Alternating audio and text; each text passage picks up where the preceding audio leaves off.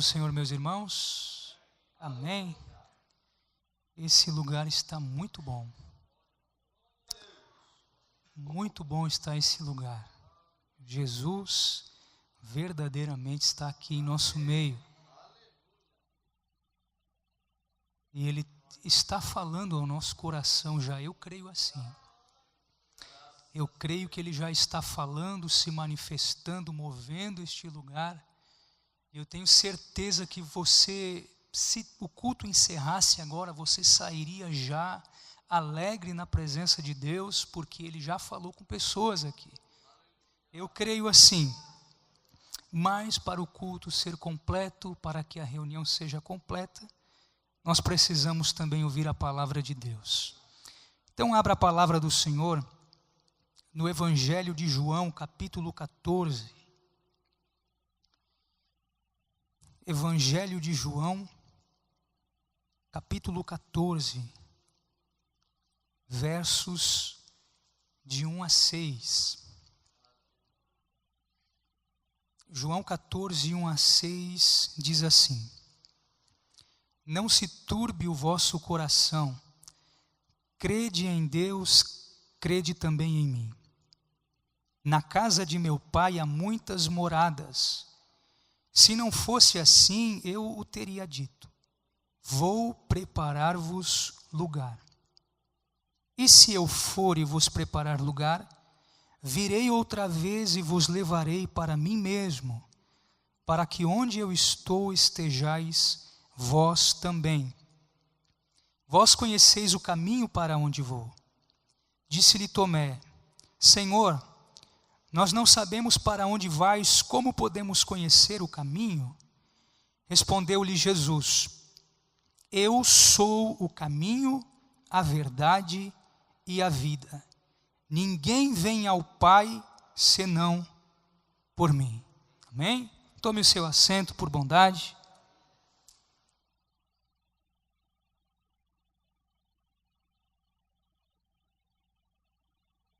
Meus irmãos,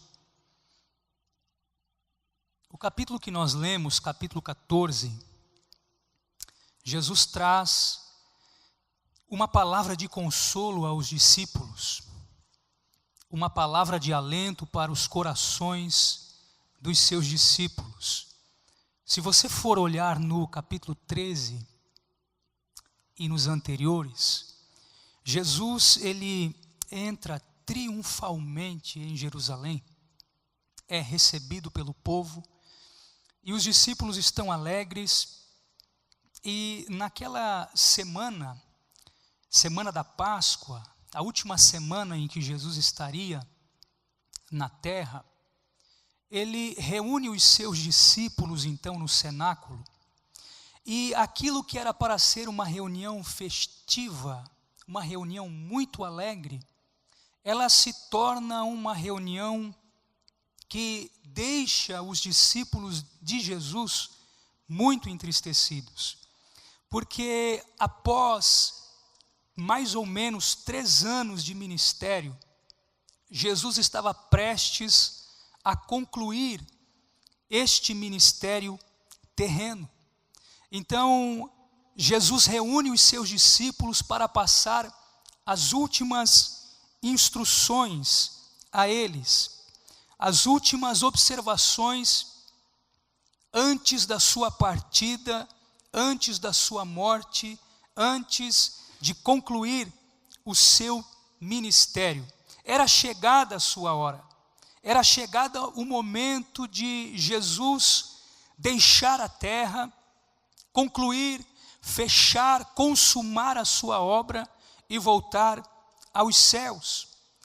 Mas estas revelações deixam os discípulos atônitos, entristecidos, perplexos na verdade, porque dentre as revelações que Jesus faz, ele diz: um de vocês me trairá, um de vocês vai me trair. Aquilo era um duro golpe, porque talvez nenhum dos discípulos imaginasse que aconteceria alguma coisa assim com o seu mestre. Foi algo que deixou os discípulos atônitos, como se fosse um duro golpe que eles acabavam de receber. Mas Jesus faz mais revelações. Ele diz que ele estava indo para um lugar aonde os seus discípulos não poderiam segui-lo. Para onde estou indo, vocês não podem ir.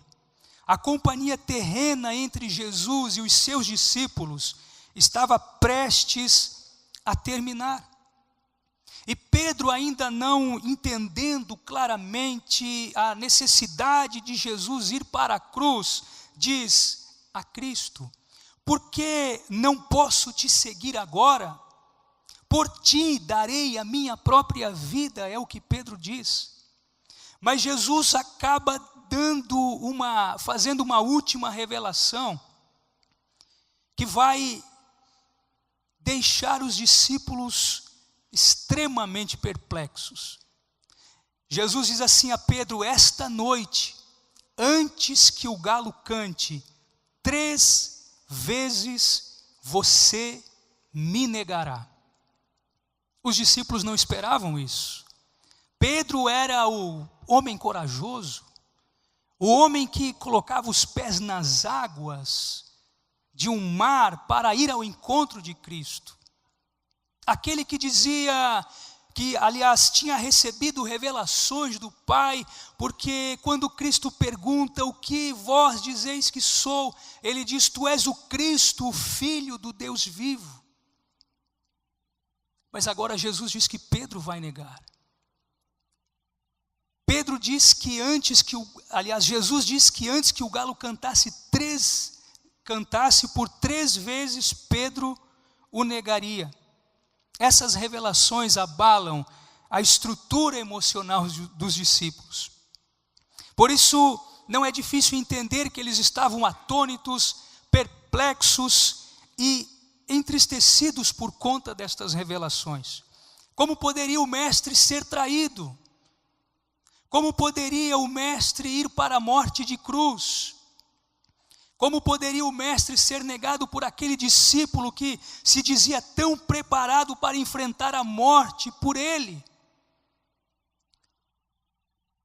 Mas Jesus e o escritor João, ele deixa registrado bem claro no capítulo 13, que tudo isto Jesus sabia que iria acontecer, precisava acontecer. E Jesus mesmo, ao anunciar a traição de Judas, ele se perturba em espírito, ele se angustia, sabendo que a sua hora estava chegando. Mas mesmo com toda esta perturbação no seu espírito, Jesus encontra palavras, força e ânimo para transmitir aos seus discípulos. E é por isso, e é nesse contexto, que nós chegamos no capítulo 14. Jesus acalma os seus discípulos dizendo o seguinte, versículo 1: não se turbe o vosso coração, crede em Deus, crede também em mim. Jesus dá uma ordem aos seus discípulos: parem de se perturbar, parem de ficar tristes com a situação que está para acontecer. E eu entendo uma coisa, meus irmãos: independente das turbulências da vida, a ordem de Jesus para nós é tirar os olhos delas e acalmar o nosso coração. Não se turbe o vosso coração. A ordem é para não continuar alimentando o coração com preocupações, com incertezas, com temores, porque ele sabia de tudo que estava para acontecer. E Jesus fala isso: não se turbe o vosso coração, não porque Jesus menospreza os nossos sentimentos, não é porque Jesus não se sensibiliza por aquilo que preocupa você, que preocupa a mim, que preocupa ao teu familiar, não. Jesus conhece as nossas dores, Jesus conhece os nossos sofrimentos, Jesus conhece as angústias da alma que ninguém pode compreender, e conhecer Jesus conhece, Ele sabe de tudo. E é justamente por causa disto, por Ele conhecer, é que Ele pode acalmar o nosso coração, dizendo: não se turbe o vosso coração. Um coração turbado é igual a um barco enfrentando uma grande tempestade, sendo assolado pelos ventos, jogado de um lado para o outro, perdendo a direção firme. É como um avião passando pelas turbulências, perdendo o equilíbrio. Mas em tudo isso, meus irmãos, Jesus acalma o nosso coração, dizendo: não se turbe o vosso coração. Eu passei por uma experiência no começo do ano que retrata bem essa questão de turbulência. Nós pegamos um voo e enfrentamos muitas turbulências ao longo do caminho, a ponto de quase nós não conseguirmos ou não podermos levantar e ir até o banheiro por conta de tanta turbulência que esse avião sofreu. E meus irmãos, uma coisa que eu acho interessante é que Jesus não prometeu uma vida sem turbulências para mim e para você. Jesus disse que no mundo nós teríamos aflições, mas Ele disse: tende bom ânimo, eu venci o mundo. Sabe o que eu acho interessante?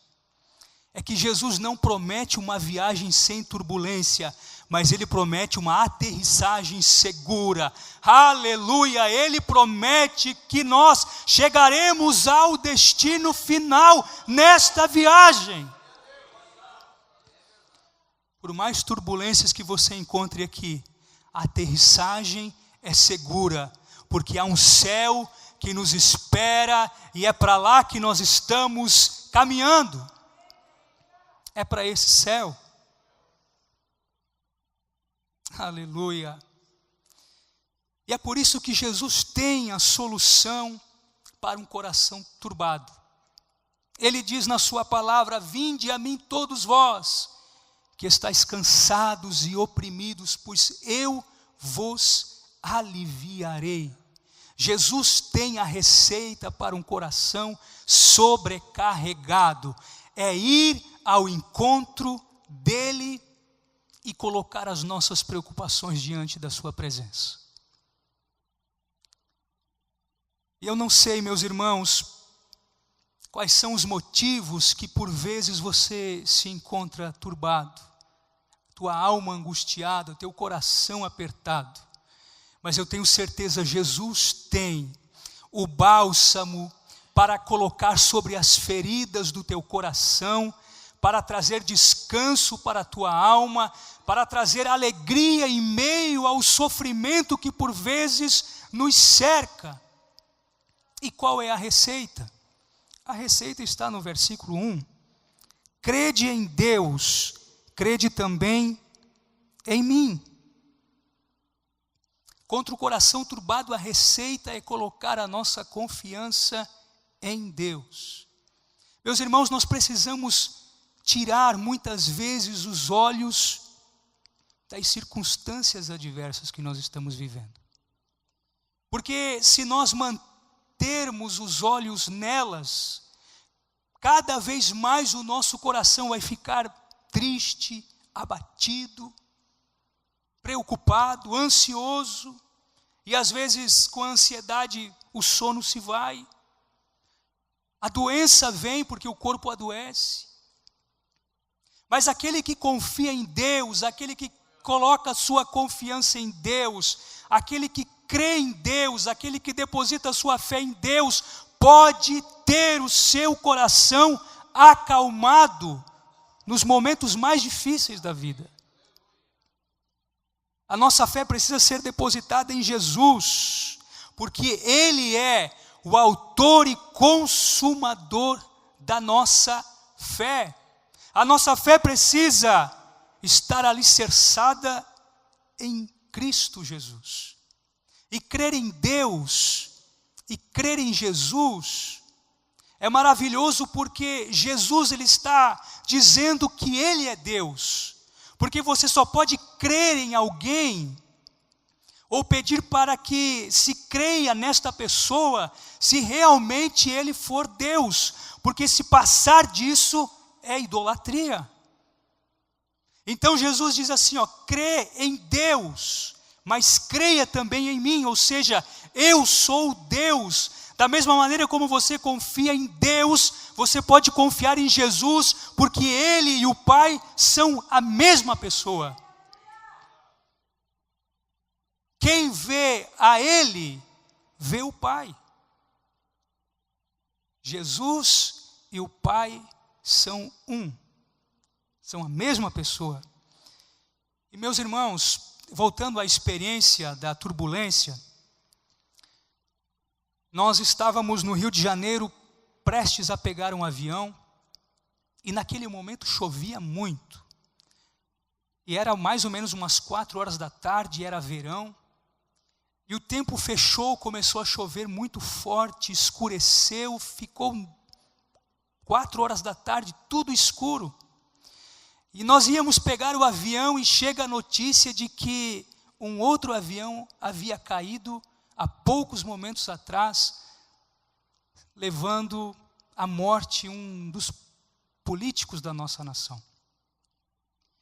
E nós estávamos preocupados, eu e a Ciele, mas colocamos a nossa confiança em Deus, embarcamos no avião, oramos, fizemos aquela oração, Senhor, a Ti eu entrego a minha alma, o que for para acontecer, eu estou seguro em Ti.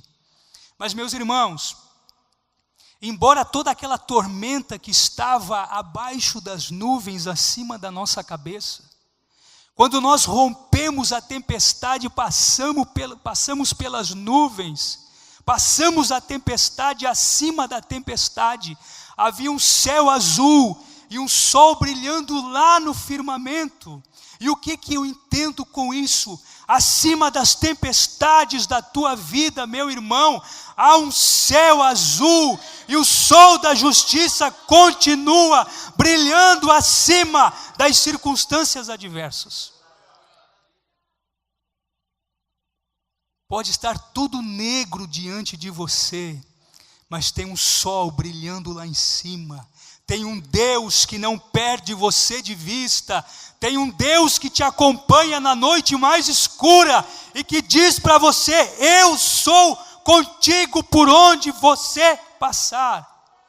Pode ser no vale da sombra da morte, mas Ele está contigo. Ele está contigo.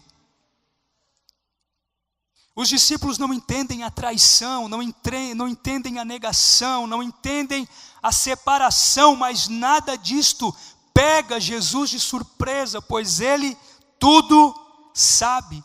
E aquilo que parecia ser uma derrota, se torna em uma grande vitória. Aquilo que parecia ser o fim da esperança, traz na verdade salvação eterna para todos nós hoje. Aquilo que era para ser o fim, se torna um novo tempo, um novo começo, um tempo de salvação, de vida eterna, de libertação do pecado, de cura para a alma e de vitória para o povo de Deus. Tudo aquilo que havia sido profetizado estava prestes a se cumprir, era necessário que acontecesse. Precisava se cumprir. E aí eu entendo que em tudo que acontece conosco, meus irmãos, há um propósito divino. Nós não estamos aqui na terra e fomos deixados ao léu, entregue às circunstâncias aleatórias do universo, não.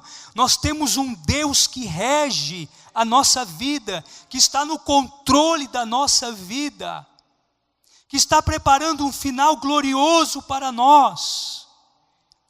É por isso que o apóstolo Paulo, ele escreve dizendo em Romanos 8:28, Sabemos que todas as coisas cooperam para o bem daqueles que amam a Deus, daqueles que são chamados pelo seu propósito. É interessante prestar atenção e destrinchar este versículo, porque Paulo diz que todas as coisas. Paulo não diz que algumas coisas. Paulo não diz que somente as coisas boas, mas ele inclui também que as coisas ruins cooperam. Ou seja, elas trabalham juntas. Elas têm um sincronismo, não há uma aleatoriedade. Há um Deus que vai juntando e que vai construindo situações para o nosso bem, que cooperam para o nosso bem. É como se fosse tecendo uma tapeçaria. Muitas vezes vai se construindo e nós não entendemos. Mas quando chega ao final, nós olhamos e vemos que ficou muito bonito. E quem sabe para construir aquilo muitas dificuldades tiveram de ser enfrentadas. Mas ao final nós vemos o resultado. E o resultado nos agrada, porque nós entendemos que houve uma coerência. Meus irmãos, nós não estamos deixados à mercê das circunstâncias. Nós temos um Deus que trabalha em nosso favor.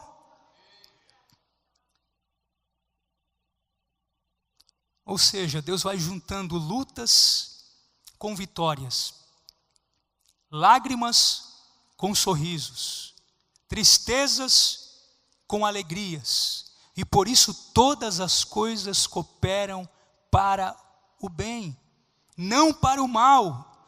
Meu irmão, Deus não está trabalhando contra você, Deus trabalha a favor de você. Por mais que você não entenda por vezes o que está acontecendo na tua vida, entenda que Deus está trabalhando ao teu favor e não contra você. Para o bem daqueles que amam a Deus, não de todas as pessoas, mas daqueles que amam a Deus. Se você ama a Deus, se você serve este Deus, você pode descansar, porque este Deus está trabalhando por você e não contra você.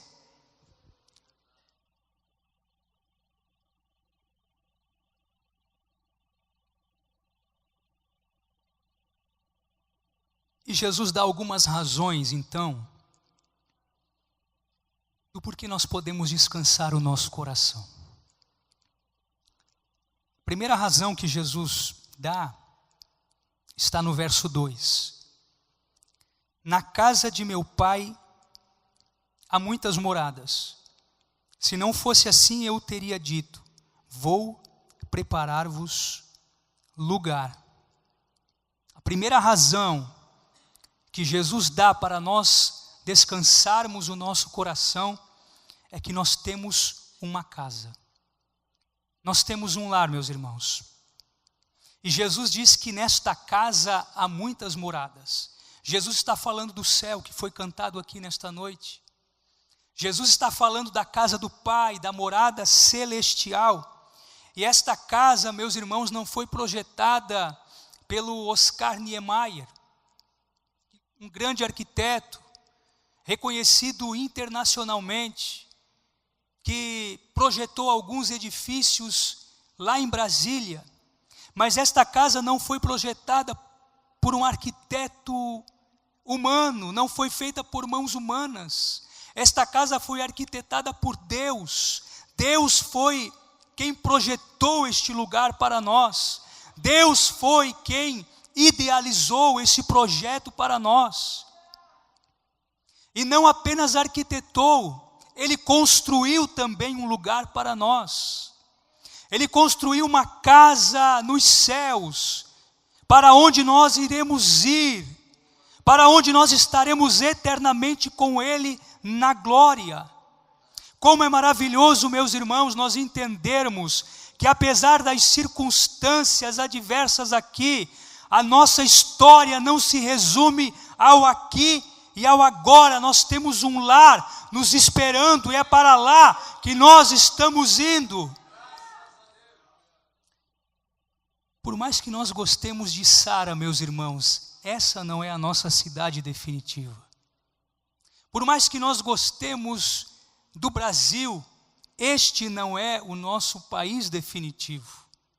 Há uma cidade celestial nos aguardando. Há uma pátria celestial nos aguardando. Há uma coroa incorruptível nos aguardando. Há uma herança que não pode ser tirada de nós, aguardando ali nos céus. E o nosso tesouro deve estar ali, o nosso coração deve estar ali. As coisas que acontecem conosco aqui na terra são temporais, mas o céu é eterno.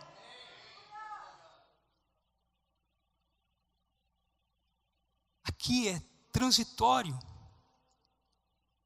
mas o céu é permanente, e é para lá que nós estamos indo. E meus irmãos, era com os olhos nesta pátria que o apóstolo Paulo, ao enfrentar os problemas, dizia: porque a nossa leve e momentânea tribulação produz para nós eterno peso de glória, acima de toda comparação. Leve e momentânea tribulação. Às vezes a gente se desespera tanto aqui com os problemas, com as situações, mas o que Jesus diz para nós é para pensarmos no que vem depois, é no que está nos esperando ali na frente. Tudo que nós pudermos receber aqui, sejam coisas boas, amém por isso. Mas o nosso coração não deve se concentrar nestas situações. Deus tem uma casa verdadeiramente nos céus, e Jesus foi preparar para nós um lugar lá. É por isso que no verso 2, no final, Jesus diz: vou preparar-vos lugar. Era necessário que houvesse essa separação. Era necessário que Jesus morresse e ressuscitasse. Porque apesar do céu estar preparado desde a fundação do mundo, apesar desta casa estar preparada desde a fundação do mundo, Jesus precisaria, através da sua morte, através da sua ressurreição, abrir este caminho que nos possibilitaria entrar lá. Por isso que precisaria haver a separação. Mas essa separação não era permanente, era apenas temporária. E é por isso que Jesus alegra o coração dos seus discípulos, dizendo: eu vou preparar para vocês um lugar. Para quê? Para que vocês estejam comigo eternamente ali. Para que vocês estejam comigo para sempre ali no céu. E nós estamos aguardando este dia chegar, meus irmãos.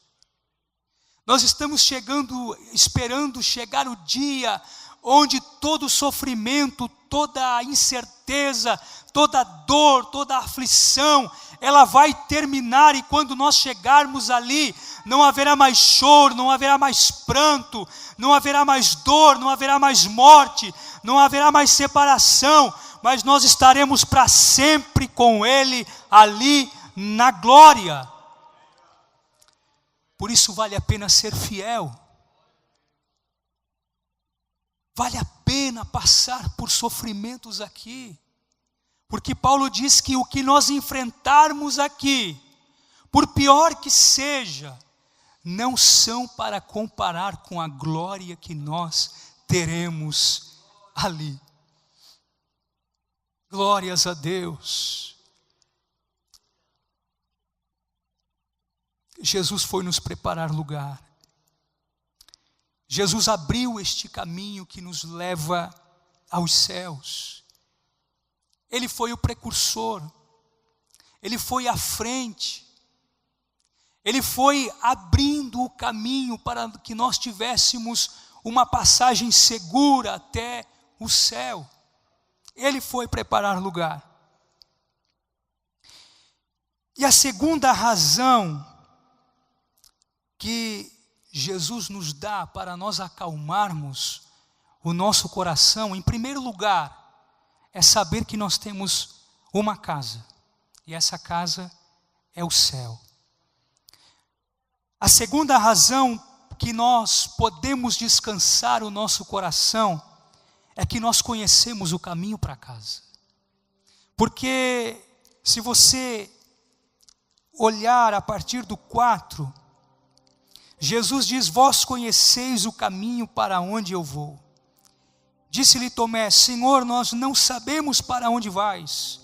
Como podemos conhecer o caminho? Respondeu-lhe Jesus: eu sou o caminho, a verdade e a vida. Ninguém vem ao Pai senão por mim. Nós temos uma casa e nós conhecemos o caminho para casa. Se eu perguntar para alguém aqui, eu creio que se eu perguntar para você, você já esteve no céu? Você vai dizer: não, eu nunca estive lá. Mas por mais que você não tenha estado lá, você conhece o caminho. Você sabe o caminho para chegar no céu. E Jesus diz: eu sou o caminho. Jesus não é um caminho. Jesus não é mais um caminho entre tantos caminhos propostos por aí. Ele é o caminho. Ele é o único caminho. O único caminho que nos leva a Deus. Irmãos, não há atalhos, não há desvios, não há rotas alternativas. Há um só caminho, e esse caminho é Cristo Jesus. E tem mais. E se você andar neste caminho, você não vai errar o endereço. Você tem que andar no caminho, pelo caminho. E esse caminho é Jesus. Esse caminho é o Filho de Deus. Tantas situações são propostas, dizem por aí que todos os caminhos levam a Deus, mas não é o que a Bíblia ensina. A Bíblia ensina que há um só caminho que leva ao Pai. Jesus diz que ninguém vem ao Pai senão por mim. Não há outro caminho, não há outra possibilidade de chegar no céu. A única possibilidade é andar neste caminho, em Jesus, somente nele.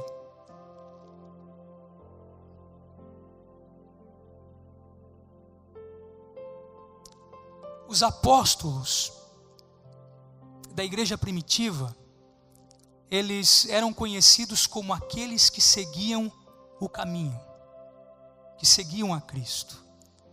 Se você e eu continuarmos servindo a Cristo, firmemente, resolutamente neste caminho, não há outro lugar que nós chegaremos senão no céu. Sabe, nós temos um GPS para nos guiar neste caminho. Esse GPS não falha, não dá outro caminho, não aponta outro caminho, senão este caminho que a Bíblia ensina, Cristo Jesus. Em alguns GPS tem rotas alternativas, mas muitas vezes essas rotas alternativas nos levam a lugar nenhum. Muitas vezes você chega no meio do nada. Mas esse caminho te leva para o lugar certo. O caminho pode ser difícil, pode ser estreito, a porta pode ser estreita. O caminho pode ser muitas vezes andando por ele com gemidos, mas ele vai levar ao lugar certo, ao céu de luz que está preparado para os seus filhos. Agora Jesus também diz que, além de ele ser o caminho, ele é a verdade. No meio de tantas verdades relativas, no meio de tantos conceitos ideológicos, parece que hoje tudo é relativo. A verdade que foi dita ontem, hoje pode não ser mais a verdade que foi ontem. Mas Cristo, meus irmãos, é a verdade absoluta. Não há outra verdade fora de Cristo. Não há outra verdade além daquela que nós já aprendemos pela palavra de Deus. E o que me chama a atenção, meus irmãos, é que os professores, aqueles que ensinam, eles podem dizer: essa aqui é a verdade, essa ali é a verdade. Agora Jesus é a própria encarnação da verdade, Ele é a encarnação do seu próprio ensino. Ele diz: eu sou a verdade. E a verdade liberta, meus irmãos. E conhecereis a verdade, e a verdade vos libertará. A verdade transforma. A verdade ilumina o conhecimento do homem para crer em Cristo como seu Salvador. A verdade rompe com o império das trevas e da cegueira espiritual e revela quem é verdadeiramente Deus, quem é verdadeiramente Cristo. Ele é a verdade, e fora dele não há outra. Aleluia. Mas finalizando, Jesus diz que além dele ser o caminho, além de ser a verdade, ele também é vida. E é tão triste, meus irmãos, nós vermos que tem tantas pessoas se perdendo nas drogas, na prostituição, nos vícios, na jogatina, achando que nesses lugares está encontrando vida, mas na verdade está encontrando morte. Achando que está encontrando vida, que está vivendo, na verdade está morrendo, porque não há vida fora de Jesus Cristo. A vida só é vida quando é vivida no Filho de Deus.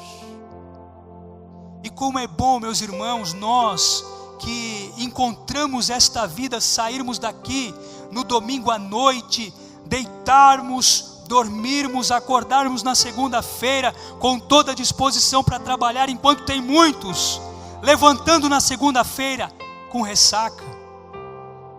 Perderam às vezes todo o dinheiro no final de semana. Tiveram tantos prejuízos no final de semana e acordam ruins, de ressaca. Tem pessoas que acordam não sabendo aonde estão. Será que isso é vida? Será que isso é a vida que essas pessoas tanto procuram? Acham que vão preencher o vazio com tantas coisas, quando na verdade uma só é necessária. Jesus Cristo é verdadeiramente o pão da vida. Ele alimenta, Ele mata a fome de um coração, de uma alma necessitada. Ele é a vida, e quem crê nele tem a vida eterna. Só em Cristo nós temos vida. Sem Cristo não pode haver nenhuma verdade redentora, nenhuma vida eterna, e portanto nenhum caminho para o Pai. Somente nele, meus irmãos. Ele é o caminho, a verdade e a vida. Ninguém vem ao Pai senão por mim. Para o coração turbado, para o coração repleto de preocupações, Ele nos dá duas razões para consolarmos o coração. Em primeiro lugar, temos uma casa. Em segundo lugar, conhecemos o caminho para casa. Aqui é terra do mel, não é? Se aqui é a terra do mel, imagine o que é o céu. Se Deus nos deixou tantas coisas prazerosas para nós vivermos aqui na terra, porque se nós dissermos que viver na terra não é bom, nós não estamos sendo sinceros. Há muitas coisas que Jesus deixou para nós aqui na terra que são boas, só que nada do que nós podemos experimentar aqui vai se comparar com o que nós receberemos ali. Nesse mundo capitalista, muitas vezes nós somos direcionados a olhar para as coisas daqui, mas os discípulos foram orientados não para olhar para as coisas daqui, mas para as coisas dali. Você pode ter tudo, conquistar fama, riqueza, aplausos, mas nada disso vai preencher verdadeiramente o nosso coração, porque dentro de nós há uma alma que não se contenta com as coisas deste mundo, mas somente com as coisas espirituais.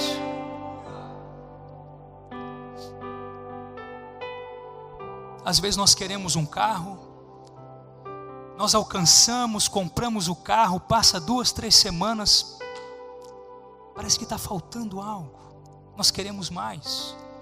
Aí a gente passamos 10 anos, 20 anos construindo uma casa, ou guardando, investindo, buscando construir esta casa. Quando terminamos de construir, estamos morando ali 1, 2, 3, 4, 5 anos.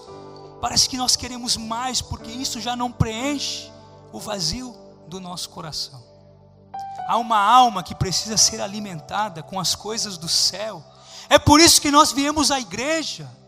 Jesus pode nos dar a cura de uma enfermidade, um carro novo, uma casa nova, mas o que Ele quer nos dar é uma casa no céu, é um lugar no céu, porque nada disto pode mais ser tirado de nós. É por isso que ele diz, Paulo escreve em Romanos, que nada pode nos separar do amor de Deus que está em Cristo Jesus, o nosso Senhor. Quem está nele não pode mais se perder, não pode mais receber acusação, não pode mais receber condenação. Quando tudo for escuro aqui na terra, meus irmãos, levante os teus olhos e comece a pensar nas coisas que estão te esperando acima das nuvens, acima das tempestades. Há um céu de glória te esperando, há um céu de gozo te esperando, há um céu maravilhoso te esperando, que a nossa mente não pode nem compreender a grandeza desse céu. E o melhor de tudo é que, além de nós termos uma casa, de conhecermos o caminho para casa, vai ter algo ali que vai preencher por completo o nosso coração, e nós, por toda a eternidade, nunca nos cansaremos de conhecê-lo melhor. Jesus, o nosso Salvador, o nosso Senhor, o nosso Redentor. Essa esperança tem que estar viva em nós, meus irmãos. O céu ainda precisa fazer a nossa alma sentir prazer de cantar a respeito dele, de falar a respeito dele, de ler a respeito dele. Se coloque de pé nesta noite. Aleluia. Aleluia. Tem uma canção que já faz umas 2 semanas que está ardendo no meu coração, e nós vamos cantar. Márcio vai nos ajudar ali. Dó? Sol?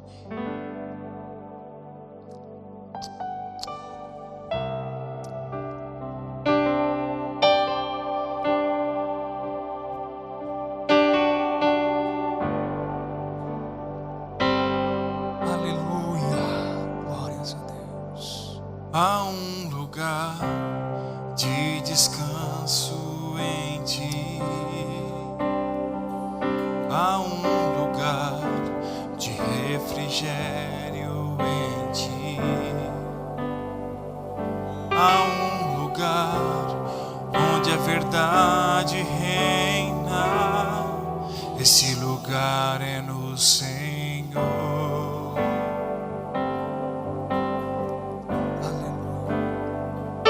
Há um lugar onde as pessoas não influenciam.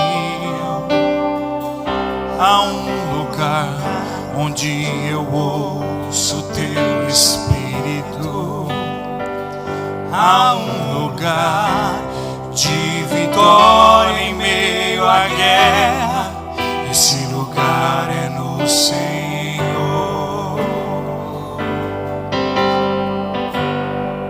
Esse lugar é no Senhor.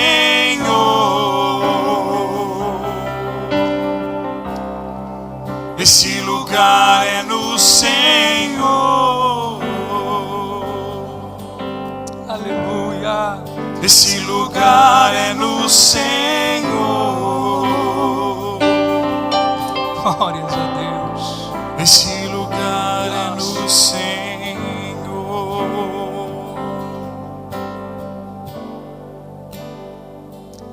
Era nesse lugar e pensando nesse lugar que eles se dispunham a morrer por Cristo.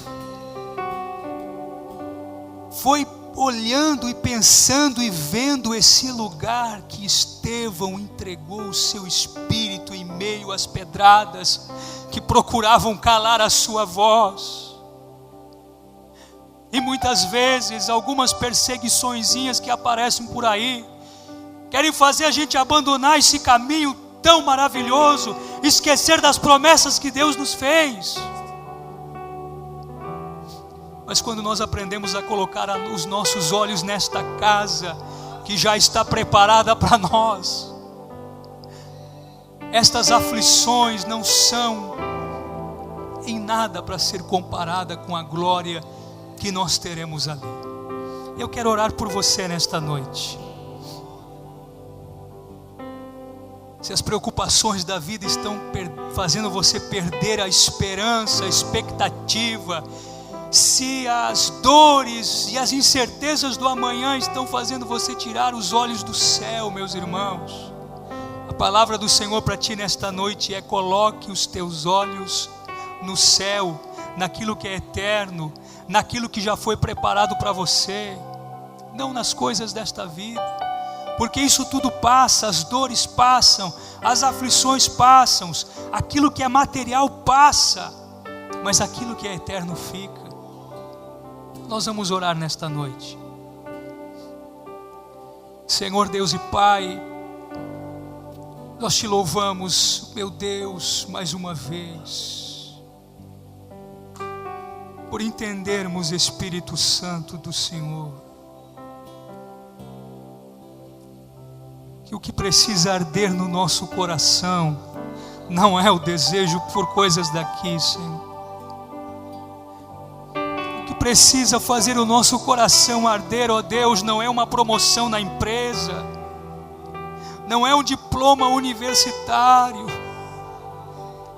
não é, ó Deus, o reconhecimento aqui na terra, mas o que tem que arder no nosso coração é a convicção de onde e de para onde estamos indo, e para o lugar que nos espera, Pai. Senhor, muitas vezes as aflições da vida nos perturbam o coração e a alma, mas Tu tens, ó Deus, o consolo para o nosso coração, para a nossa alma, para a nossa vida.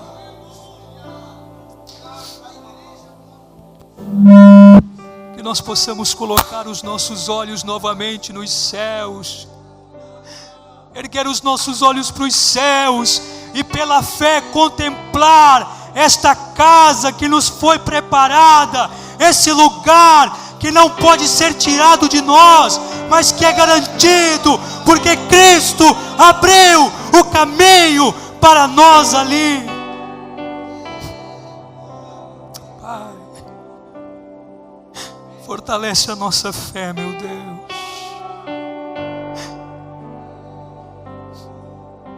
Para que nada possa abalar as convicções que temos. Tu és o caminho, Tu és a verdade, Tu és a vida. É por Ti que nós vamos, é em Ti que nós vamos. porque Tu já conquistou para nós através da Tua morte e da Tua ressurreição, Senhor, a passagem para o céu de glória. Deus, nós Te agradecemos, ó Pai, em nome do Senhor Jesus. Amém e amém.